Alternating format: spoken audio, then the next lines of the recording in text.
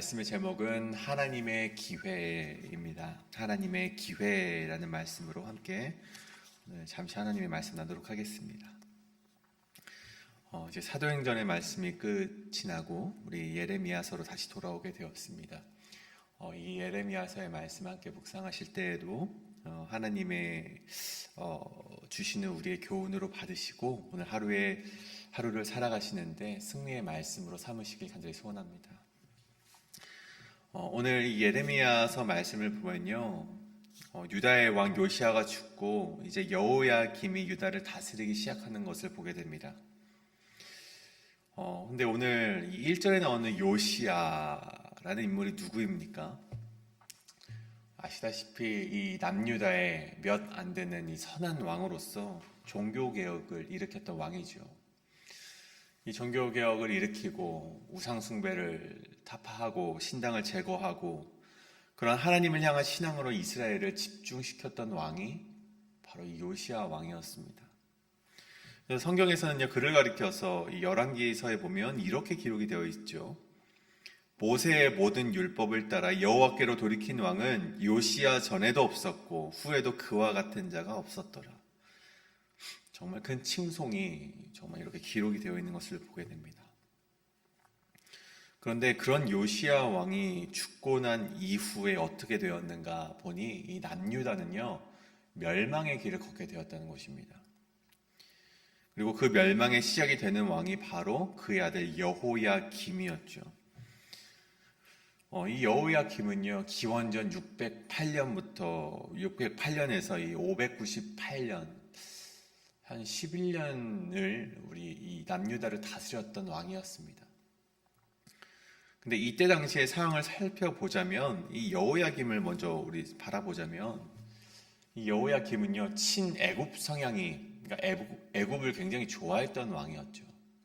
지금으로 따지면 이 이집트라는 땅을 굉장히 좋아하고 계속해서 친한 성향을 보였던 자가 바로 이 여호야김이었습니다. 원래의 이름은 엘리야김이죠. 근데 열왕기하 23장에 보면요, 애굽 왕 느고가 여호야김을 그의 아버지 요시야 대신하여 왕으로 삼았다라는 기록을 보게 됩니다.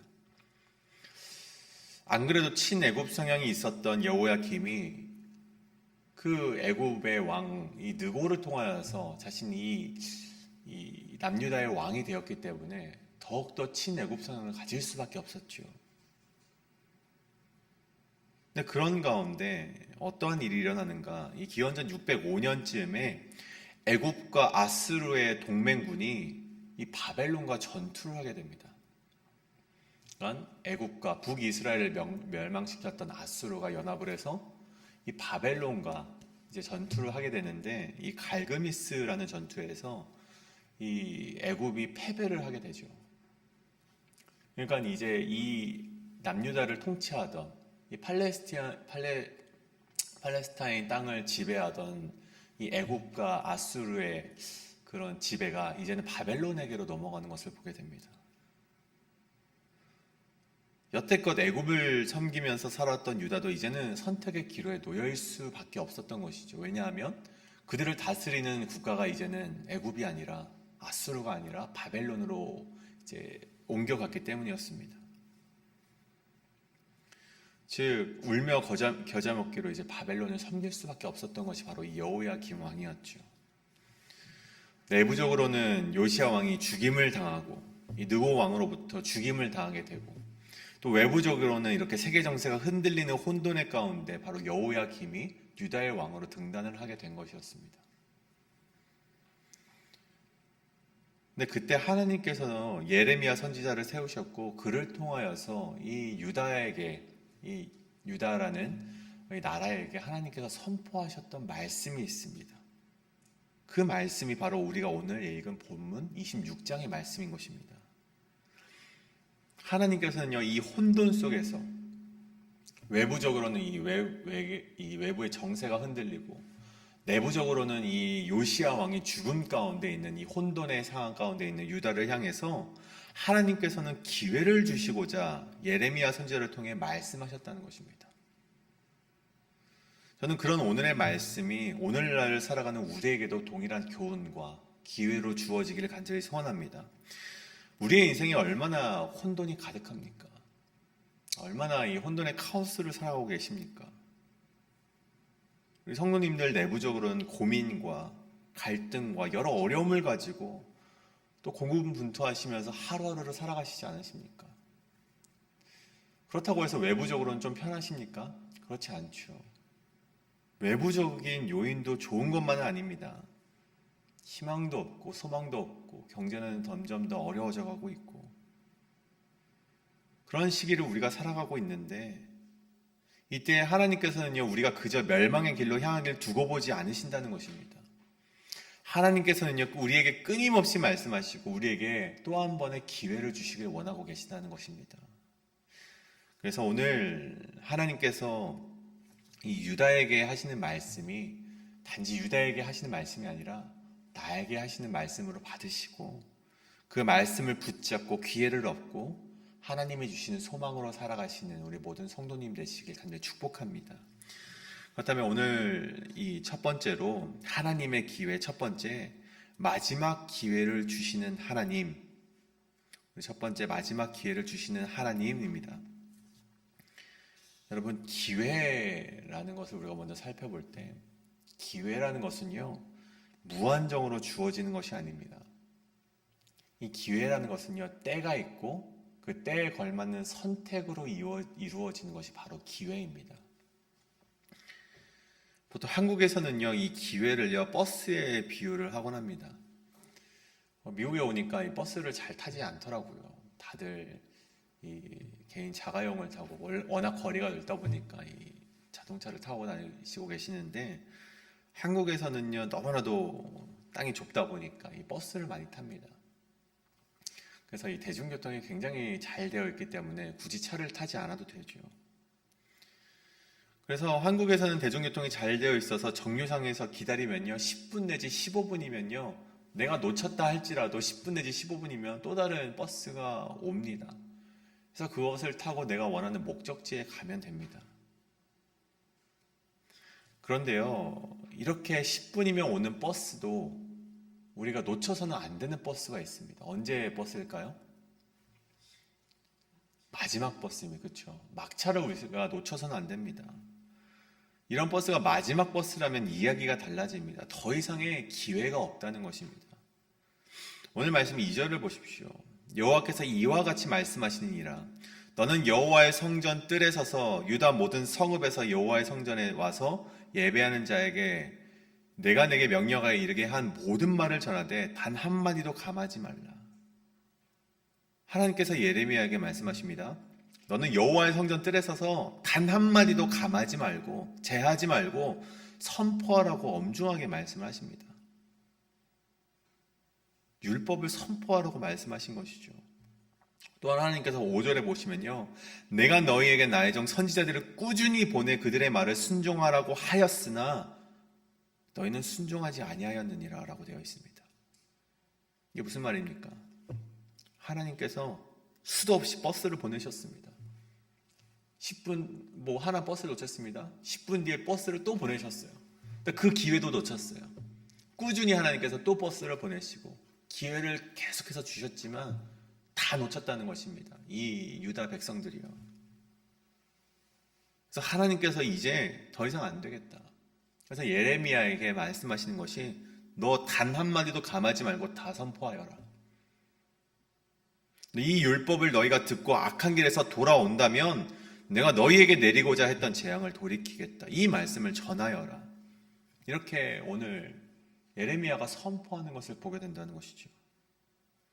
하나님께서 조금 더 무서운 말씀하시기 4절에서부터 6절까지 이런 말씀하십니다.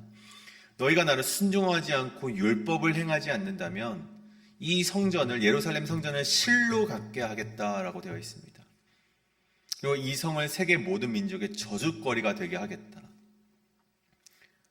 여러분 실로가 무엇입니까? 사무엘상 3장에 나오는 내용이죠. 이 세겜과 베델 중간에 위치한 성읍이었습니다. 그런데 이 예루살렘 성전이 세워지기 전에는요, 이 성막의 실로 안에 있었다고 하죠. 하지만 이때 당시 이스라엘 백성들뿐만 아니라 제사장들이 하나님의 말씀에 순종하지 않았습니다. 또 율법을 행하지 않자 하나님께서 어떠한 행위를 하십니까? 이 실로를 떠나십니다. 하나님의 임재를 상징하는 그 실로를 하나님께서 떠나셨고 이곳은 블레셋에 의하여서 폐허가 되었다는 것입니다. 이 말씀이 무슨 말씀입니까? 너희가 순종하지 아니하면, 너희가 그렇게 중요하다고 생각하고 그렇게 너희가 아끼는 예루살렘 성전 역시 내가 떠날 수 있고 이곳 역시 내가 저주거리로 삼을 수가 있다. 이런 말을 예레미야 선지자를 통하여서 우리에게 하고 계시다는 것입니다. 이 백성들이 착각하고 있었던 것이 있었습니다. 무엇입니까? 이 백성들뿐만 아니라 제사장들이 착각하고 있었던 것이 여호와의 성전이 심판의 대상이 되리라고는 생각하지 않았다는 것입니다. 아니, 미처 생각하지 못했다는 것이죠.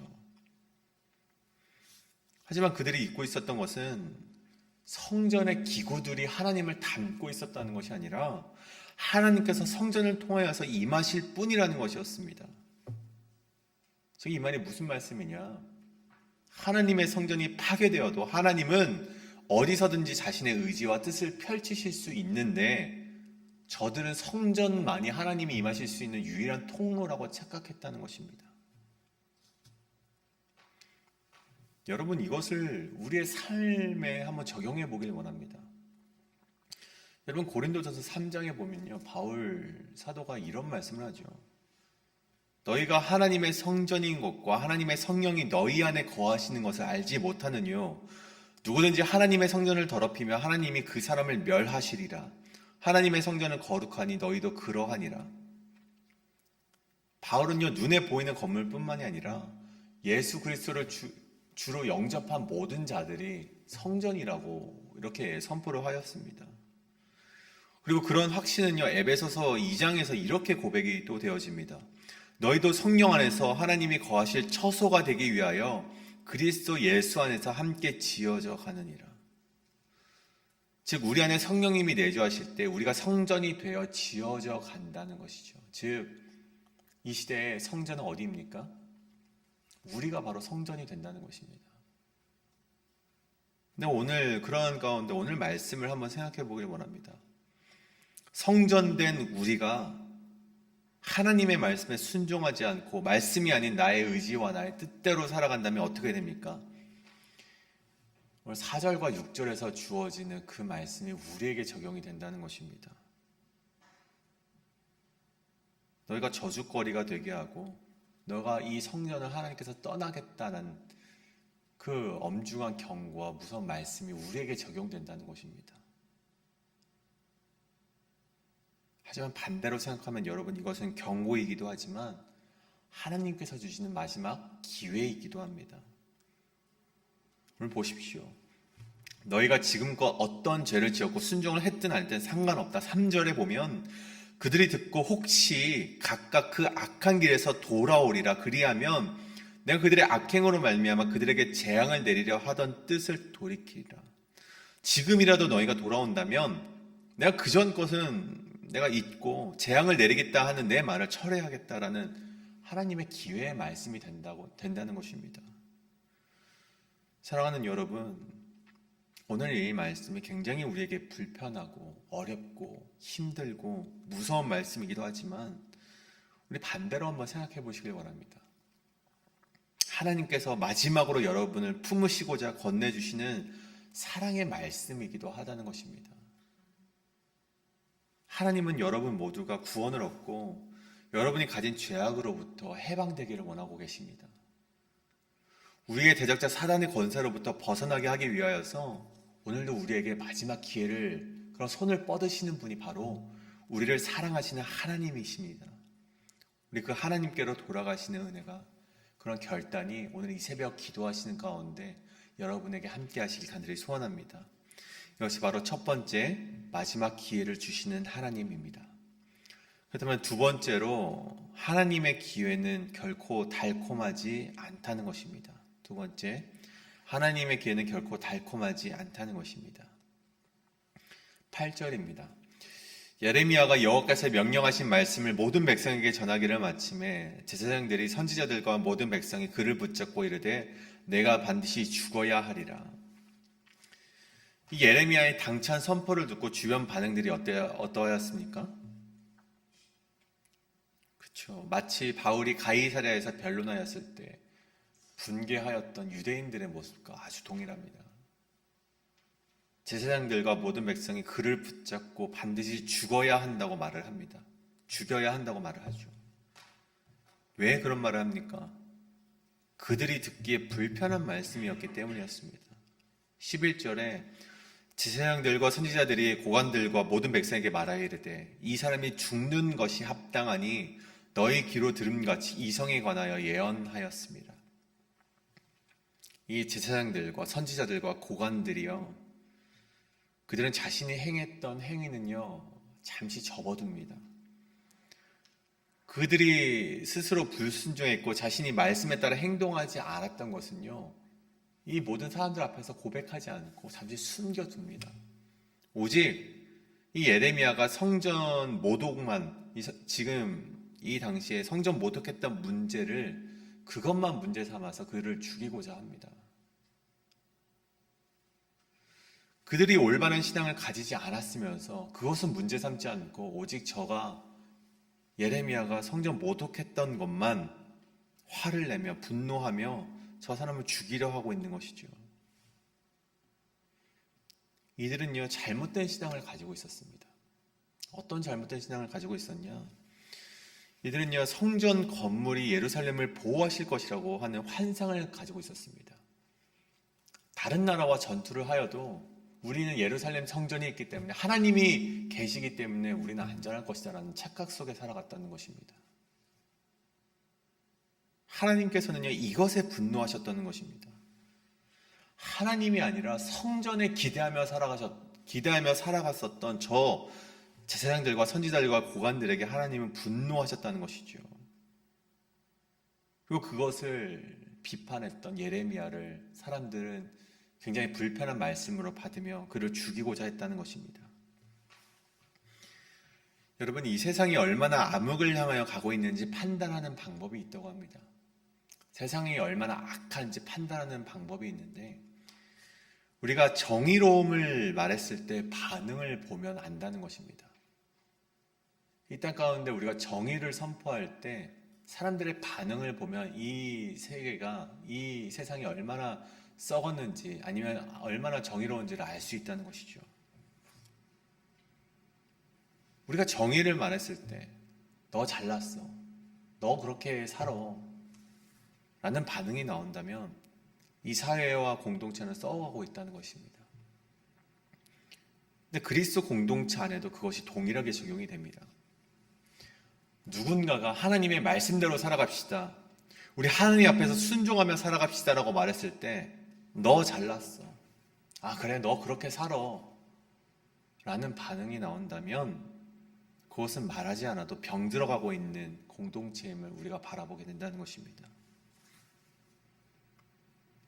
오늘 예레미야가 하나님의 말씀을 13절과 같이 선포를 합니다. 그런즉 너희는 너희 길과 행위를 고치고 너희 하나님 여호와의 목소리를 청종하라. 그리하면 여호와께서 너희에게 선언하신 재앙에 대하여 뜻을 돌이키시리라. 그랬더니 이들의 반응이 어떻습니까? 예레미야를 죽이고자 했다는 것입니다. 여러분, 남유다, 이 이스라엘은요 썩어가고 있다는 것을 우리가 오늘 이 예레미야의 선포된 반응을 통해서 우리가 알 수 있습니다. 여러분, 이 썩어가고 있는 사회가 다시 회복될 수 있는 유일한 방법이 있는데 그것이 무엇입니까? 그 쓰디쓴 말씀, 듣기 싫은 말씀, 하나님의 그 불편한 말씀을 우리가 먹어야지만 그 썩어가고 병들어가고 있는 그 공동체가 그 불편하고 어려운 말씀을 먹어야지만 나을 수 있는 유일한 방법임을 이 제사장들과 이 고관들은 알지 못했다는 것입니다. 사랑하는 여러분, 때로는 하나님이 주시는 말씀이 쓰고 먹기 힘들지라도 우리 함께 이 공동체를 위해서 또 우리를 살리고자 하는 하나님의 마음을 깨달으시고 우리가 그 쓴 말씀을 받으실 줄 아는 우리 성도님 되시길 간절히 소원합니다. 오늘 말씀의 결론을 내리고자 합니다. 하나님께서는요, 우리에게, 우리 성도님들에게 기회를 주시고자 하십니다. 세상은 말합니다. 세상은요, 기회를 이 준비된 자가 얻게 된다라고 말을 합니다. 그러니까 준비된 자만이 기회가 왔을 때 받을 수 있다고 말을 하죠. 근데 그리스도인에게는요, 기회란 준비된 자가 아니라 회개하는 자에게 주어진다고 말을 합니다. 성경은요, 계속해서 우리가 살펴보면요, 회개하는 자에게 하나님의 은혜가 임하고, 회개하고 돌이키는 자에게 하나님의 축복이 임하고, 회개하며 돌이킨 자에게 하나님이 함께 하신다라고 기록이 되어 있습니다. 성경 모든 말씀이 바로 그렇게 되어 있습니다. 회개하라는 말씀이 굉장히 불편한 말씀이죠. 또 우리 성도님들께서 들으실 때 우리가 무엇을 그렇게 잘못했기에 자꾸만 회개하라고 말씀하는가라고 생각하실 수도 있습니다. 하지만 죄란 무엇입니까? 우리가 하루하루를 살아가면서 하나님과 멀어지려고 하는 모든 행동이 죄입니다. 단 한순간이라도 하나님께 향하지 못했던 우리의 모든 행위들을, 우리의 모든 행동들을 하나님 앞에서 자복하시고 회개하시고 내가 하나님 앞으로 나아가겠습니다. 잠시라도 하나님을 떠나 살았던 나의 삶을 용서하여 주시옵소서라고 회개하며 돌이키는 삶만이 하나님께서 동행하시고 하나님께서 은혜를 내려주시는 삶이라는 것입니다. 오늘 우리가 그렇게 기도하기를 원합니다. 하나님, 내가 하나님과 멀어지려고 했던 모든 순간순간의 죄를 하나님 앞에 자복하며 나아갑니다. 하나님, 나의 모든 순간과 나의 모든 시간 가운데 함께하여 주시옵소서. 그 모든 기회를 주시는 하나님 앞에 나아가고자 하오니 하나님 나와 함께하여 주시옵소서라고 이 시간 함께 결단하며 기도하실 때 하나님께서 여러분과 함께 동행하시고 오늘 하루도 승리로 인도하실 줄로 믿습니다. 우리 함께 그렇게 기도하며 이 시간 함께 통성으로 기도하며 나아가도록 하시겠습니다.